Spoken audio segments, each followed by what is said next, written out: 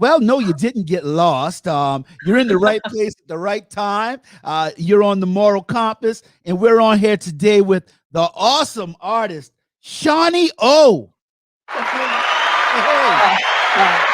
Hey, Okay, keep going, keep going. Shani, how are you doing today? I'm really well. I'm doing great. I just started a new illustration and it's coming along. I'm really enjoying the process. So today's gonna be a big day. And I'm chatting with you. And So you're chatting with me. doesn't That's get right. much better, Cornell.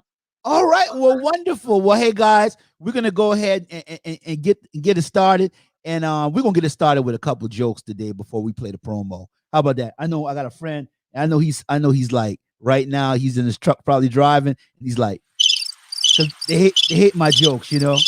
They hate my jokes. Shawnee, I'm gonna test your knowledge. What did Michelangelo say to the ceiling? Oh, he got me. What did he say? I got you covered. Oh, okay, I got one. You ready? Oh yeah, come on. Let's have it. Why did the birds go to the emergency room? I don't know, Shawnee. Why did the birds go to the emergency room? They needed to get treatment.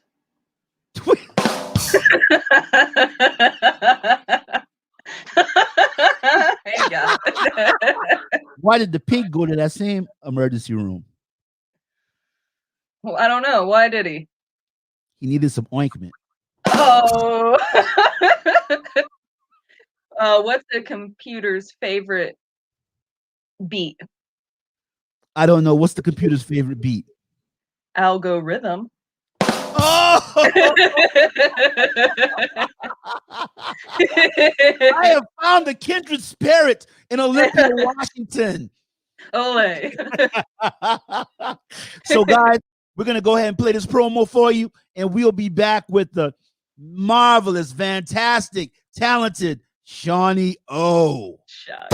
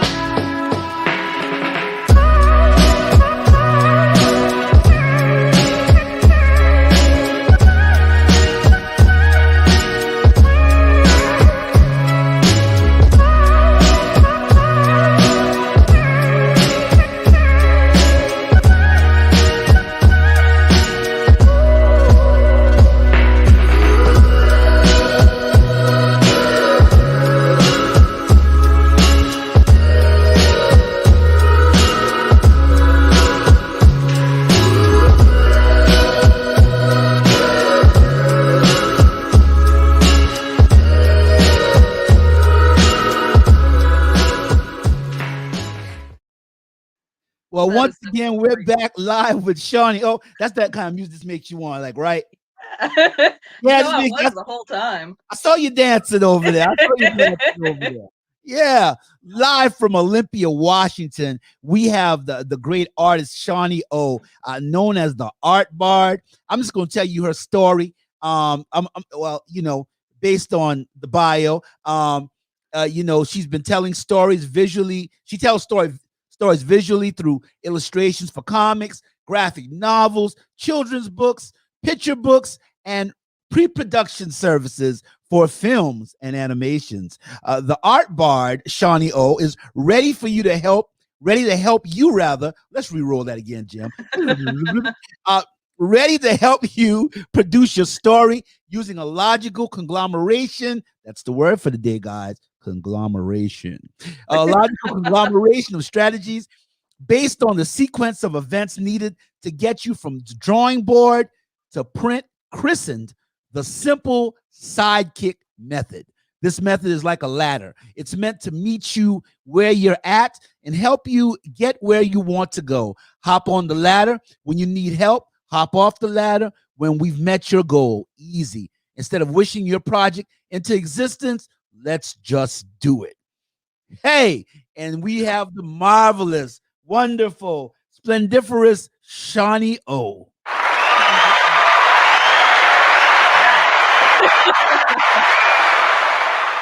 Oh, shucks. Splendiferous conglomeration. I know what I want on the front and back of my t-shirt. That's right, splendiferous. That's right. Yes, I lead the splendiferous conglomeration. All you need is a clipboard, right? You get a clipboard and you be like, hey, man, who are you? I lead the splendiferous conglomeration. I'm going to start with the textbook question. Shani, who were your greatest influences in art? In art? Oh, well, I grew up in the age of deviant art.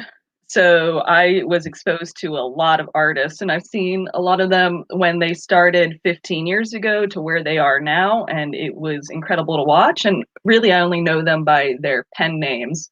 And then, of course, there's my art teachers from middle school. I only had a couple of them, right? I didn't go to art college. Right. And then I had like a quarter of art in college. So it would have to be all those teachers. I consumed a lot of graphic novels and comic books growing up. So I get a lot of inspiration from those and animes, right? That was my age. So it would have to be media and the internet and then the handful of teachers that I've had.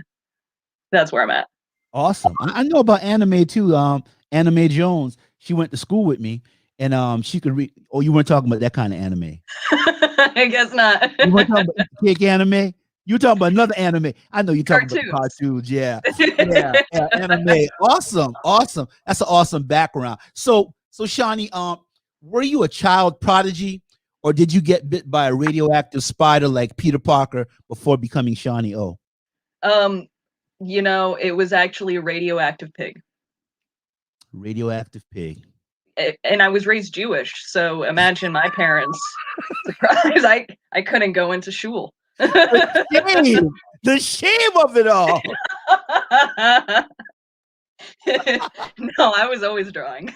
You were always drawing. Yeah. Awesome. I figured that. Do you remember what your first drawing was? I remember where a lot of my artistic inspiration comes from subject matter wise. When kids are really young, they start playing pretend with their friends and all that stuff. So the characters that I would pretend to be, those are the same characters that I drew and then started writing stories about. And now they're in my graphic novel. So I imagine the first things that I drew would have been those characters. And if not those characters, then the people around me. Kids are usually attracted to drawing faces first. So that would be my assumption. Awesome. Okay, and Shani, so let me ask you, your editorial picture vote, and I have it right here. I'm gonna throw it up. Oh, I can't see it that good. Yeah. You were gonna share some stuff with us too, right? Oh, for sure. Yeah. Okay. I got my everything. Okay. Cool. Your editorial picture vote, where the V is the coronavirus. The V is somewhat is the corona. The O is the coronavirus, and we have VOTE. Is that somewhat a summation of 2020? And I'm gonna see if I can't get it in here better. Oh, there it is. There it is. Perfect. Hey, it was a good day when they made the wheel. Hey. That music's back on again. I thought I was the only one hearing it. No, it's you too? Okay.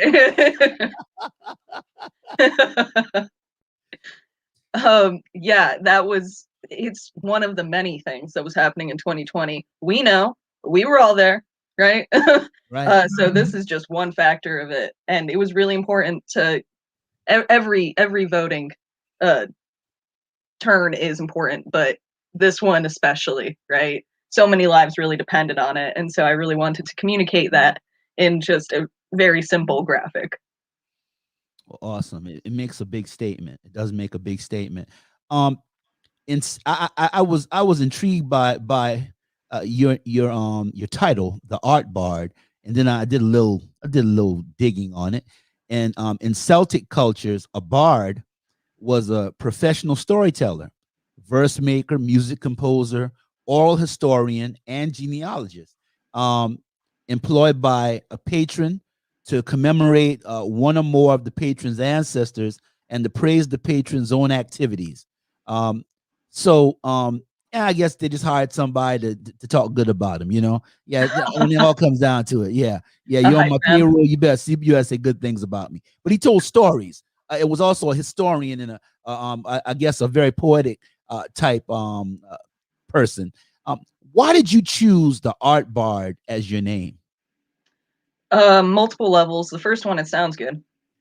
Right, it It's does got sound good now. That's it. Yeah, right it sounds good. it's kind of poetic. It's got that similar sound between art and bard, so it's not as hard to say. There's mouth movements going on. Um, when you say bard, it kind of makes you smile. Um, I Bard. also really do enjoy storytelling. I didn't look it up the way that you did, right? Yeah, There's a cultural awareness that a bard sort of is a storyteller, right? If you play D&D or you've ever heard of bard. I've never played D&D, by the way. I wish I could. Then you kind of know what it is. And so the art bard is just it comes preloaded with what our society already thinks of it. So that's already an introduction to who I am without me having to say a dang thing, right? Hi, I'm Shani the art bard. Now you know. There's my whole list of what I do and who I am and what I'm about. Plus, it sounds good. awesome. When did you fall in love with storytelling?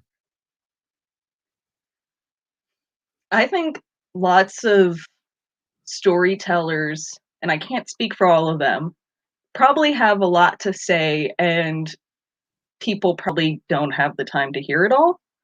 So the best place to write it all down, to really feel heard and say all that you have to say, is on a piece of paper to yourself, to an audience of one, nobody interrupting or judging you. You just write it down. And like I said before, I had those characters growing up. I don't think I'd be able to do any art or that kind of stuff without having my characters involved, because I just really need to pay homage to the kind of role that they've had in my life, right?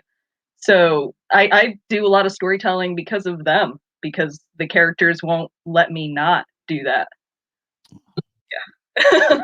All right, it's deep. We got deep now. In your picture, and I'm gonna pull it up first while I'm talking about it. In your Bernie Sanders editorial cartoon, he Hmm. has a bird that he lets go, and I was gonna say it was a dove, but it's green, so I Hmm. guess it could be a green dove. And we're not trying to get on dove's bad side at all. I'm gonna The make that radioactive dove. disclaimer. That's right. It could be a radioactive dove. That's right. With gamma rays. Dun dun dun. You know, like me when I'm angry. That's right. Dun dun dun. Oh, he's Oh. coming back. I just want one day without the Hulk. Come on, Cornell. One day without the Hulk. Okay, I'm sorry. That's right. That's right. So yeah, in the Bernie Sanders editorial cartoon, he has a bird. He lets it go over a multicultural crowd, and Senator Sanders says, "It was never about me. It was about us." Can you tell me? Can you tell us rather why you were inspired to do that piece? Sure thing. The radioactive dove is actually, I think it was a finch or something that had landed on his podium, right, while he was talking, and then it just started doing its bird thing while he was chatting, and everybody was in awe of it, because it always has meanings, right? Right. When what was it? I forgot who it was. Pence, I think, who had the fly on his head, and there was a bunch of artistic meaning behind that, and then it was like maybe he's pestilence, one of the horsemen, right? So there's a lot of overtones that come in when animals or nature start presenting themselves in politics. So to have a bird symbolized a lot of peaceful messages to Bernie's followers, of which I consider myself one. Okay. Um, All right.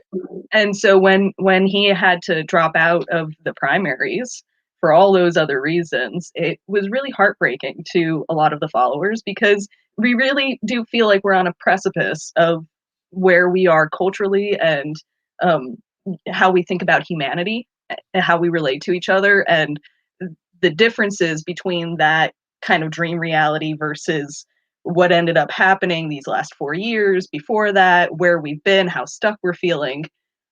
That emotion came through in this graphic, and I really wanted to make a statement of, Bernie, he says what we're thinking, what we're feeling, but we have critical mass, and just because he goes away doesn't mean that the sentiment goes away, right? Right. It was never about him, never make it about one person. That's a folly, right? It's about Right. this grassroots movement towards a goal that we all want to see. We all do better when we all do better. We all Cheers. do better when we all do better. I like that. I like that statement. That's an awesome statement. We all do better when we all do better. Um, in this next piece, I'm gonna show. Uh, we've got the cat, and I'm trying to move over so people can see the cat. He's got the one eye. That's why I'm moving back and forth. People think I'm still dancing that music. Oh, and One-eyed cat. that's in the pictorial picture. Make up your mind. We have a cat with two faces, which is befitting, knowing how a cat's temperament can go from 0 to 60 in 10 seconds. Is the cat a metaphor for somebody else? And are you a cat owner? You're bringing it with these tough questions here, Cornell. So the cat is inspired by an actual cat who looks like that. I just looked at that cat and redrew him basically, but he's a two-faced cat. And they share, I'm pretty sure they share an eye, or the eyes are close together. So I think I Oh, changed things up, really? yeah, just to make it look uh more my style. But just the image, you can either be inspired by an idea that you already have and you work with it, or an idea can come to you by looking at something. And this image was the latter, right? I looked at him and I'm like, yeah, dude, lots of people feel that way, where it's just like, make up your mind, dude. Are you one faced or two? Are you both? Make whatever you're doing, just go with it. Um, and besides, there's when we're talking about editorial illustration or the zeitgeist kind of illustrations, typically what you're seeing in the style these days is a focal point, right, of something interesting to look at, a three-eyed cat with two Right, faces, and then a message around it, right? right. So that's really all it is. There was no hidden meaning behind it. It's just a cool graphic. Just a cool graphic. Okay. All Exactly. right. All right. My analytical mind breakdown, right? Yeah, absolutely. If So you find now, meaning in it, that's cool. well, excellent. I found meaning in it. I did. I found meaning in it. I did. And so now in this picture, I know you're gonna laugh when I tell you this. In Sean Holiday, I feel like I was taking the ink blot test because I could see some things in this picture. I see the same picture from four perspectives. The first picture, we have a girl from Mars with yellow hair, and she has a glass of milk. The next picture, there's a girl with blue hair, and she has a glass of pink Kool-Aid. The third picture has orange hair and a glass of Tang or Fanta orange soda. And the fourth girl has a pretty regular life, mediocre, humdrum, no color, and she has a glass of water. So, Whew. Doctor Shani O, could you tell us, please? Am I right? Am I close? Am I warm? Or what is this picture You relaying? nailed it, Cornell. That's exactly everything you said is what I had intended. I don't know how you did that. I thought the meaning would be lost. but no.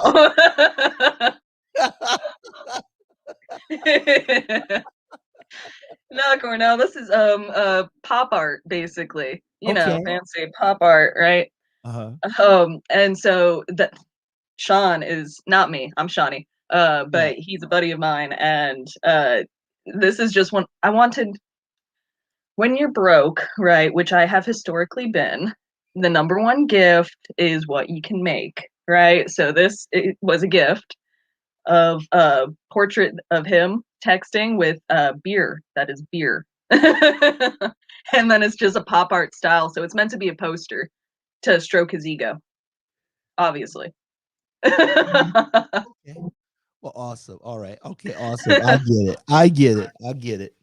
Um, so let me ask. So now we're gonna ask a couple art Sure questions. thing. Um, L. Nevelson said that art is everywhere, except it has to pass through a creative mind. When you go into your lab and create, are you methodical or more of a mad scientist? And what are your expectations when you begin to create a project? Um, I think there's room for both methods. If somebody's paying you, definitely go in methodically and with a goal. Because you want to translate the message, right? You don't want it to get lost in translation. This was just inspired. The Sean portrait behind you. That was me just being a maniacal genius going in to the lab, mixing things together. If I were to get paid and there were a message behind it that they really wanted me to get across, I would be methodical and look at what's known as a visual language, right? There's like what we said with the radioactive bird, right? That carries its own language with it of peace, calm, all these other things. So that goes into a visual language, like I'm saying. And so I would put all these together to form a visual sentence, which would be an illustration or a statement, right? I'm not sure if you have my other illustrations up there, but there's a bunch of new pieces that I've been doing where I'm taking the visual language of certain elements, certain subjects, putting it all together to deliver my statement. So it's a both and. Really depends on what the goal is. If I'm just trying to have fun, I'm looking around at I look outside and I imagine the camera point of view at some weird angle, right? Maybe I'm looking up at something or looking down at something, or maybe I'm within something, right? But if I have a commission or something that I'm being deliberate with, I'm doing my research and I'm seeing how other artists have done it. And then I'm putting it all together, and that's my art, I guess. Lots of Awesome. uhs and ands there, but there you go. Awesome. Awesome. And I forgot to put this one up. Oh This one, yeah. yeah, burn. This one is burn. And we got the Capitol on fire. We've got let my building burn. Justice needs to be served. And we got a angry mob. Well, I say they're angry because I'm not talking to nobody out there, you know, but they're just standing in front of the Capitol building. Is this about the insurrection? Oh no, this was way before the insurrection. This was after George Floyd's murder. There were all these protests going on, rebellions going on, and fires were being lit. And what we would call a riot, depending on who's in power, right? That is the language of the unheard.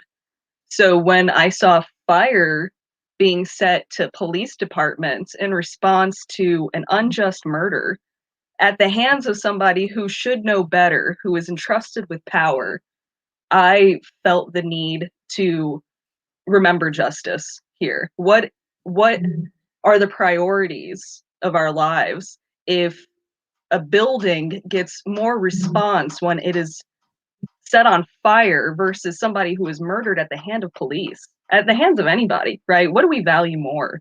Is it material possessions, or do we all agree that there is a sacredness of life? And if so, how are we showing that? And so, let my building burn, justice needs to be served. There was something that happened, I forgot, I think it was a store that had been set on fire in response to all this. And the store owner said, you know, let my building burn. He said this, justice needs to be served.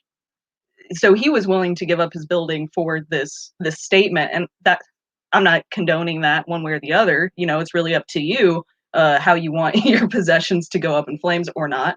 Um, but if we look at it as a whole, there are original sins that our country is based on, and if we're looking at where they came from, where the power is at, it all culminates to this white building that is supposed to govern all these people, right? That's where all the power has been built up to. We give it to the government. And is this what we get for it? Is this the kind of justice that we expect from the people in power? And I can go on this soapbox, but that's really what inspired this. Was this guy let his building go up in flames in the name of justice, and that's more than our government is willing to do, even symbolically. I'm not saying go blow up the White. No.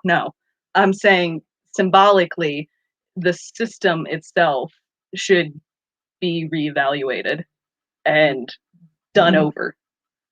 Otherwise, these things continue. That's Absolutely. 2 cents. That's kind of prophetic too. After what actually did happen at the White House. And to when I looked at it, the first thing I was thinking about was current events. And now that you said that it has a lot more significance, and it's a very powerful piece. It's powerful anyway. But just the when the quote that the gentleman said, and wow, that's very powerful. Yeah, I left that one out, and I said no, I can't leave that out. Definitely, we got to talk about that. I lost my place for a second. Edward, I hope I say his name right. Degas. I want to say Degas. Put your foot on the gas. But Edward Degas, yeah, put your foot on the gas. Edward Degas, I guess it's Degas. It sounds better to say Degas. Degas, yes. Swing your pinky and say his name. Degas. Yeah, somewhere there's somebody saying he did not say it right. Edward Degas said that art is not what you see, but what you make others see. Do you agree with Edward Degas? And when you create art, what are you trying to get others to see? I think that statement holds true for any kind of media. I can write something, but it's also up to the reader and how they interpret it and perceive it, and that's really the magic of it. And anybody can look at the same thing and think different things. It doesn't even need to be something that's drawn. We could look at a tree or a person or a building, and we will still see different things, and that's based on our perception and our past experience. It's a lot more to do with the viewer than it is the creator of whatever it is that they're looking at or listening to or reading or whatever. I sort of keep that in mind. Like I said with the visual language thing, right? I want the piece to be read a certain way, so I'll put in certain visual elements so that I can make that happen. But for the most part, I'm focused on technique and the craft. The message, if I, right, my first art teacher said if I can visualize it, I can draw it. My next art teacher 10 years later said art is about getting your hand to do what your brain says it does, right? All of that's to say, if you have a message that you want to translate and you have the skill with the craft to do it, people will understand what you're trying to say. I can do that all day long. It's still up to the person to perceive it. So I think it's a both and. Awesome. Thank you, ma'am. And I think I skipped a question. I did skip a question because right here it is. Shani, is it a trade secret, or can you tell me about the simple sidekick method and how it works like a ladder? Now, if it's a trade secret, we ain't gonna talk about it. It's not a trade secret. Okay. Oh geez, let me go look at that really quick. It's been a minute since I looked at that. Oh yes, simple, right? So because I work with storytelling and kids books and comics and graphic novels and all that, there's this comic books are made on an assembly line a lot of the times. You have your script and you have your layout artist and your inker, your penciler, your colorer, your digitizer, your word balloon person. All these people do step by step by step by step, right? And they just do page after page after page. The simple sidekick solutions basically like that, right? But if you're working one-on-one with somebody, then it's less of an assembly line, and those steps can be done more effectively towards the vision, right? It's just you and the artist. It might take longer, but it's you and the artist, and there are certain steps that need to be followed to get it done right. Simple sidekick method is the simple is an acronym, right? SIMPLE. So it starts script. You got to get your story right. Got to make sure you have something good to work with. And usually that means going to a story consultant. I'm not a story consultant. That's not what I want to do. And an editor and all these other people, making sure that you have a story that you want to tell and invest your money in, because it's going to cost you some money to get this all done. Once your story's finished, it goes into the integration process, which is the SIMPLE. And we have to translate your script, your story, into the comic script or the kidlit script or whatever media you're going with. Every script type is different. If you're going for a screenplay, you're looking more about the panning of cameras, because now you have movement, right? If you're going into a storybook, you don't have the camera movements, but you do have the angles. So we're just translating the story into, where's the camera at? How close is the shot? What do you see, right? So we're breaking it all down and starting to translate it visually. M is marketing. Marketing should happen the whole way through, because if you're an unknown storyteller, this whole process of getting people who will buy what you have to sell, it's going to take 6 months to a year, right? And you want to do that as soon as possible. You could spend money on the advertisements, like in Facebook advertisements or Instagram or all that stuff. That's going to cost you money. So until you are sure that the market is ready for that and you're ready to sell, you should be building up your audience. So the marketing happens as soon as you know that your story is ready to go and it's going to be turned into a comic. You are nodding your head because you are very patient with this. No, I'm learning. I'm learning. Please. That's why I asked the question. So that's the M. Then we go into the P here of simple sidekick, and that's production and pre-production. You got to know what your characters look like, what the setting looks like, what's the final stage that we're going for, and what do we need to get there. So now we're starting to draw things out and ink it out, and that's the whole assembly line mentality that I told you about before. Right. And then L, with the marketing, we're working towards the launch.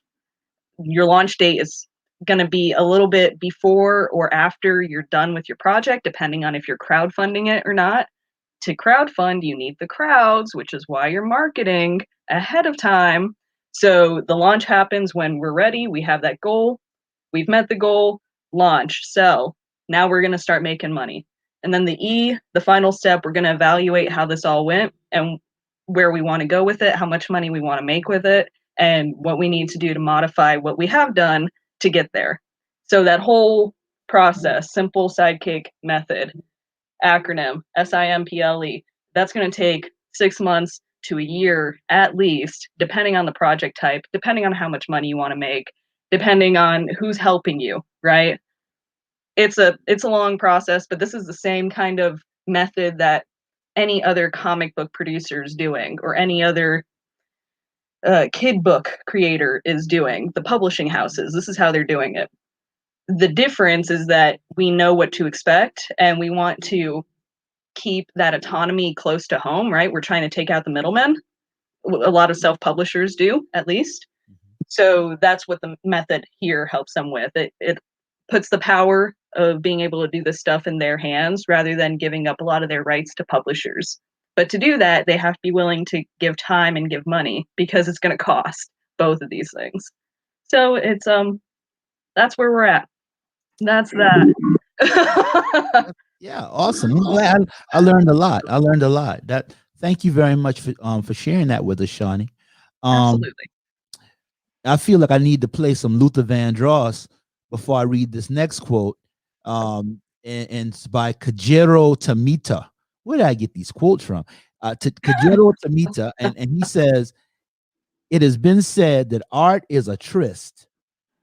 For enjoy, for in the joy of it, maker and beholder meet."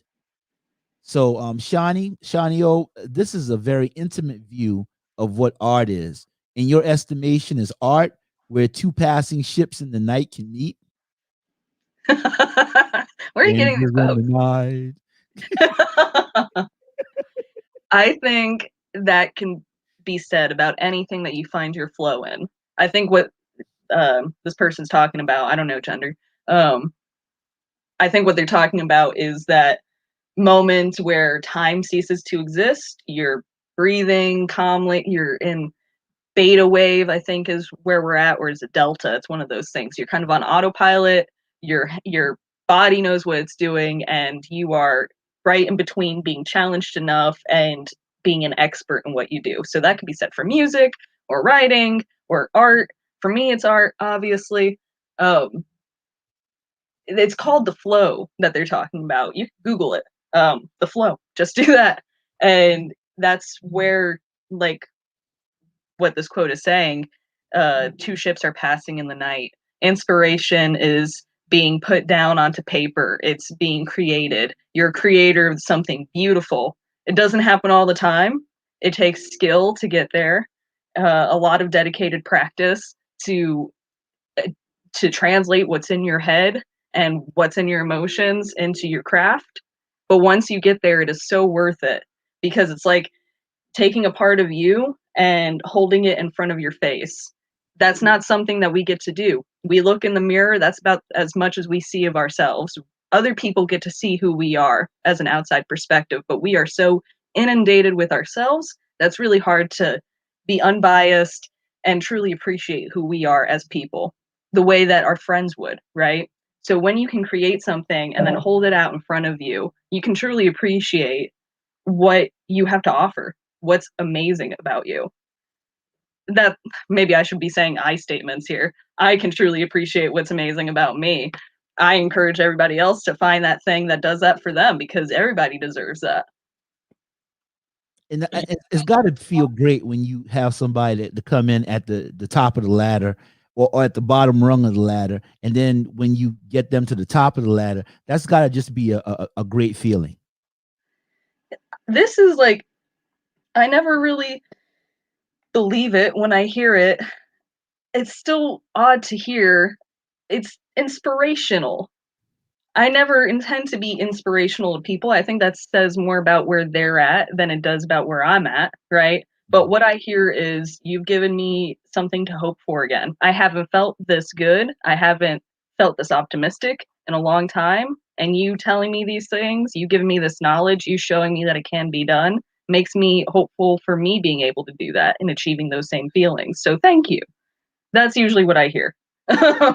When I hear stuff that, like what you just said, right? Right. You bring somebody to the top of the ladder. I don't think I have that power.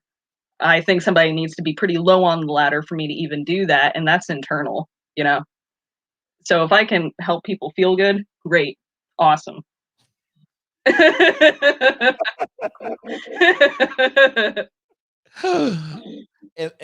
my last quote question. Now, this is my last quote question.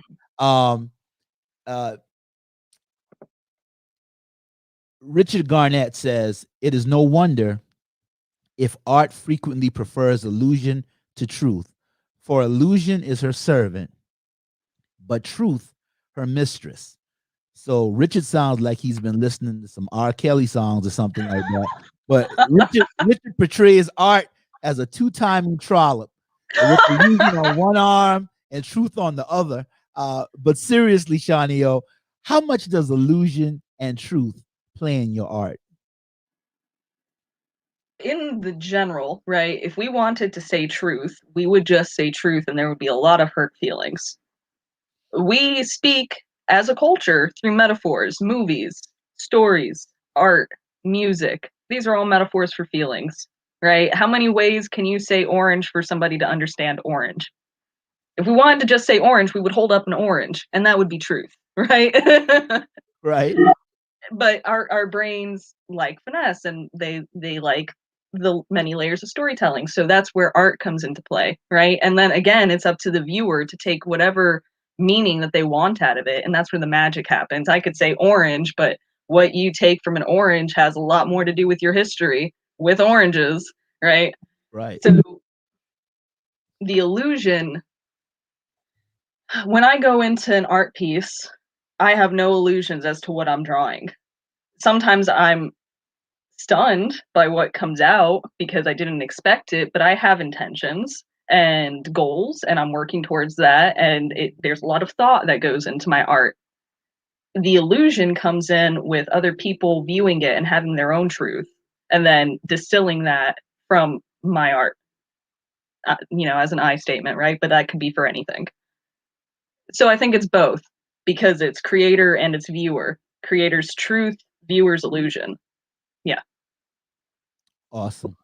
Thank you. Thank Yeah. you. And since we're talking about truth, I'm going to ask you my final question before I get you to share something. Usually, this is the last question I ask, but because you're going to share something with us, but I'm going to ask you this question since we're talking about truth.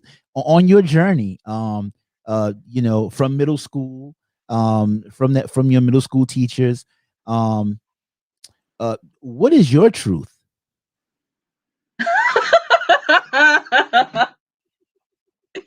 Oh, gee. These are the tough questions. Oh, I'm sorry. I mean, aren't we all looking for a truth? I don't think there's any one truth. And even if I did have a truth, I think it would change over time. It doesn't exist in a vacuum.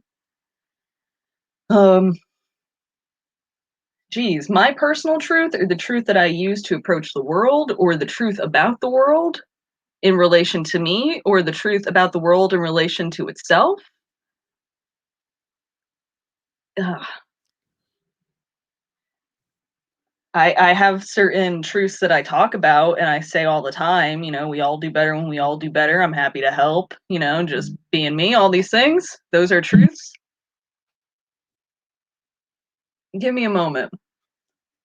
It's forming in my mind. I hear the word.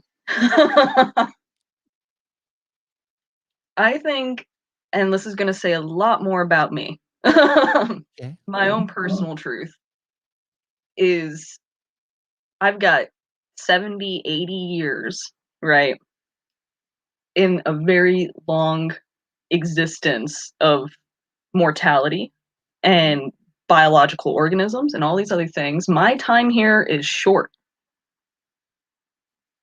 If it doesn't matter to my goal, it doesn't matter to me. And very few things are worth the real estate that so many people give them. My truth is to stay focused, and that this world isn't that important in the end, right? It's going to exist without me. There will be a day where I'm no longer here, right? And the world will keep spinning. Whatever mark I have, that's going to be left on people who will one day not exist either, right? It's all temporary, all fleeting. Right. Because it's all fleeting, I would like to match that. I see myself sort of like the wind, right? I'm here one day, I'm gone the next. So I'm trying to embrace things with that approach and not get hung up on anything, on any one project, on any one state of being. I'm poor one day, I have money the next, right? Things will change. Change is a constant. My life here will change. And that really helps me prioritize what I want to do with my life, right? A lot of people get confused in their own goals and whatever it is that's going on, all that drama. Because I know that I am mortal and I embrace that, and I'm gone with the wind, right? So many things stop being important, and what is important becomes clearer. And that's going to be personal to every person, that's up to you. Once you can figure that out, you will figure out a lot about your life, and so many other dramas will just cease to be. But you know, I'm just really enjoying chasing my own dreams and knowing what my dreams are. That's the gift of mortality. Yes. That is so awesome, so deep. I feel like you're about to tell me, grasshopper, take the rock from my hand. I mean, yeah. Red pill or blue pill? And drink water. That's my other truth. Drink a lot of water. So, Shani, you're gonna share something with us. You're gonna share some of your art with us now, right? Sure, yeah, I can show you some of the stuff I've been working on. Let me put the share button. Share screen. Sweet, let's do that. Get everything going. We're in the matrix now. Services. I'm not sure what you are looking at. Can you see what I'm looking at? Yeah, you do. Okay. Okay, so people have really been enjoying this kind of work here. I'm working on I can't see anything yet. you can't Uh-uh. share. I hit the share button. Your entire screen, yes. Ooh, how about that? No. Oh, Yeah. let me add to the stream. Boom. There it is. And why is it Yeah. coming up like that? Okay, there it is. Yeah. Okay, cool. So people have really been enjoying this kind of stuff. I'm working on, I pivoted into the art bard once the pandemic happened. And I was houseless for a while because I didn't get the unemployment. I waited like 20 weeks for unemployment, right? So there was a lot of money issues going on. So then I finally got the unemployment and I was able to get housed again. And I was like, geez, I really need to not wait for the clients. I'm done waiting for clients. I need to make stuff that I can sell. And so that's what I'm working on. So this piece here with the deer and whatnot, this is part of a holiday card collection that's going to be on sale this November. And I like doing plot twist stuff, just adding a little bit of fantasy and the unexpected to my pieces. That's what I saw. Mhm. Yeah, the octopus. Right, right. And I'm a narrative illustrator, right? I like my illustrations to tell a story. That's the only way that I really actually get excited about these things. So the plot twist holiday cards is really supposed to speak to people who are kind of bored with the traditional bird in a wreath kind of idea, and they want something that can make their relatives laugh or whoever that they're sending it to. So that's what I've been working on, is a bunch of these plot twist holiday cards. Here's one of my newest things. It's not done at all, but I was really focusing on the hand here last night. And this is going to be a hand popping out of the snow with some tulips and Christmas lights around it. And it's going to be part of the holiday card collection. So hopefully it has enough plot twist in it to satisfy the hungry viewers. um, and then I've been working on my graphic novel a little bit. So this character here, I was just playing around, trying to practice the clouds because I had studied some cloud painting techniques. And so I really wanted to mess around with that. And this piece here is also part of the graphic novel. Very celestial, mystical, all that kind of stuff. That's really what I've been working on. Awesome. Yeah. Is there something specific you might have wanted to see? Oh, Hey, it's the octopus is the one I wanted to see. Oh, let's look at Yeah, it. that's the one. That's the one I took a look at. I saw on your page, and I said animation because the arms were moving.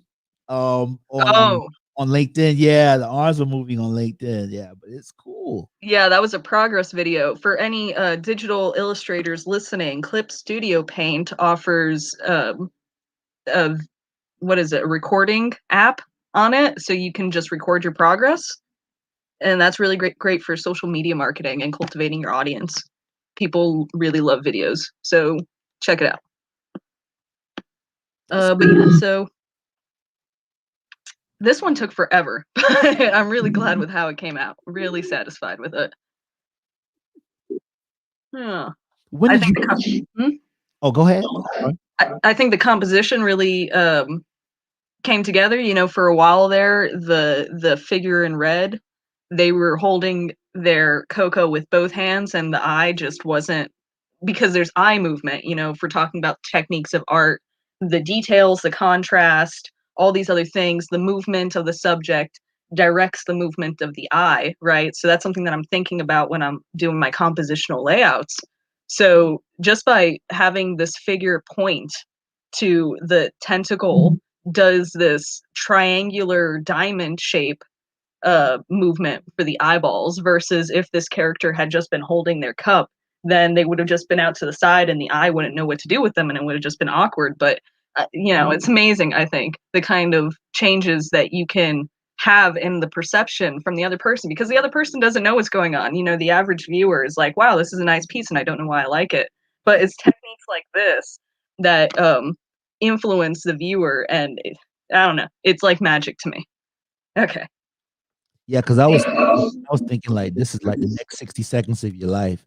Famous last words, you know. They just wanted the cocoa. Just give the tentacles the cocoa. So an octopus like Swiss Miss. Is there a hidden meaning in that? There might be. There might be. Let's discuss. And one question I did omit, I forgot to ask you this. Mhm. When did you fall in love with storytelling? I'm of the generation that was raised on television.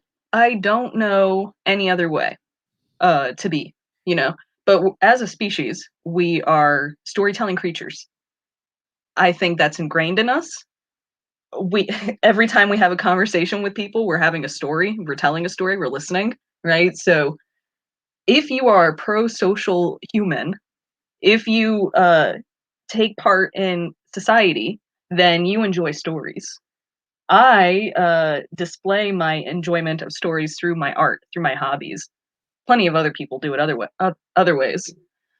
When did I really commit to it? It would have had to been when my buddies all outgrew the let's play pretend game, and I just had to play that by myself. And so I just started writing, and that I think that's how a lot of art writers and storytellers are born. Everybody else who's not as much of a storyteller goes off and does their own thing, right? And then the storyteller has to figure something out. Does that make sense? That makes a lot of sense. Yeah. That makes a lot of sense. I grew up just like you on stories. The Wonderful World of Disney. I think I'm a little older than you, you know, but we watched that every Sunday, you know, and those are just shows that had lots of stories. And then growing up around people that tell stories, you know, going to the barbershop and hearing those stories, you know, yeah, the big fish that, you know, was this long and now the fish is that long by the end of the story, you know, and next week it's going to be even longer. Right? So yeah, absolutely, absolutely. But Shawnee, I just want to thank you for joining us today. You've been just so awesome. We're just so glad. We're so glad to have had you here today, and we're gonna give it up one more time for the artist Shani O. You guys go to www.theartbard.com. We've been showing that. That's where you go to get to Shani O. If you guys need her assistance, she's an awesome, awesome, awesome visual arts. What would I call you? Visual narrate, illustrative narrator, She's an narrative awesome, illustrator. she's an awesome narrative illustrator. And if you go to Perfect. the Bizarro world, she's a illustrative narrative narrator. But once Perfect. again, we give it up for Shani O.